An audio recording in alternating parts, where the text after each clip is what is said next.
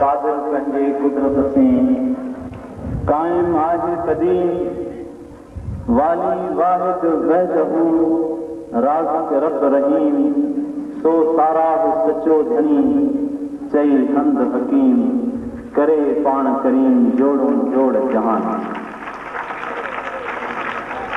मुअज़्ज़िज़ सामीन, लतीफ़ सरकार के हिन रिसाले में आयल 13 शेर जे पढ़ण सां असां पंहिंजे प्रोग्राम जो आगाज़ कयो आहे। हाणे असां बेज लॻाइण जी रस्म अदा कंदासीं।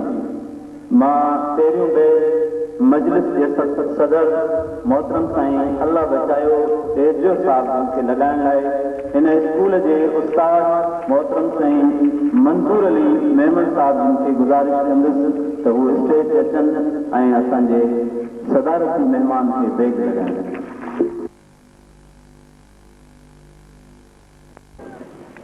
थोड़ा साइड में जाइएगा।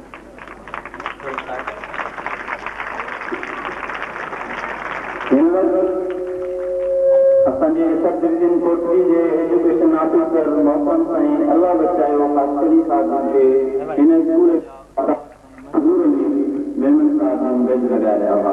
हाणे असां बेज लॻाइण जी रस्म जे लाइ मोहतरम महिमान ख़ास मोहतरम साईं डॉक्टर मोज़ीमल जिन खे बेज लॻाइण लाइ गुज़ारिश कंदासीं स्कूल जे उस्ताद मोहतरम साईं बेमंज़ूर साहब खे त उहे अचनि ऐं बेज लॻाइनि।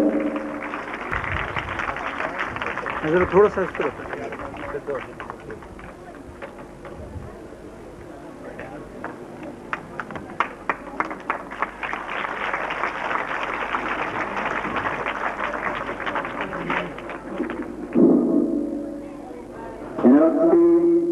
मोहतरम निसार अली खे त उहो अची असांजे ऑर्गेनाइज़र मोहतरम शफ़ीक़ुर रहमान काशकरी साहब खे बेज लॻाइण फरमाइनि।